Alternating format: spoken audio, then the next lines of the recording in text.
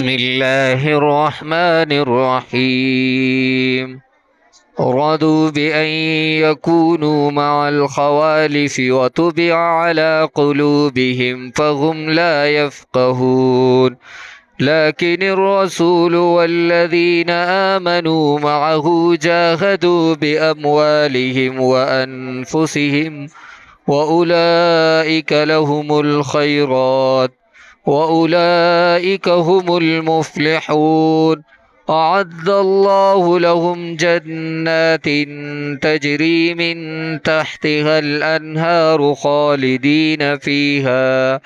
ذلك الفوز العظيم وجاء المعذرون من الأعراب ليؤذن لهم وقعد الذين كذبوا الله ورسوله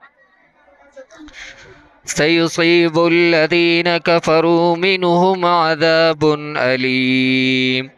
ليس على الضعفاء ولا على المرضى ولا على الذين لا يجدون ما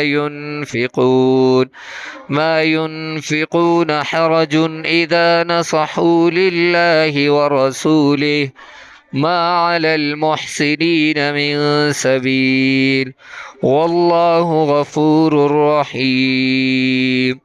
ولا على الذين إذا ما أتوك لتحملهم قلت لا أجد ما أحملكم عليه تولوا وأعينهم تفيض من الدمع حزنا ألا يجدوا ما ينفقون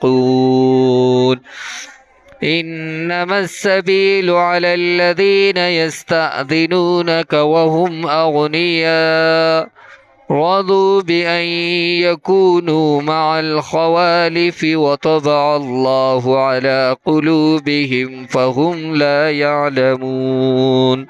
صدق الله العظيم والسلام عليكم ورحمة الله وبركاته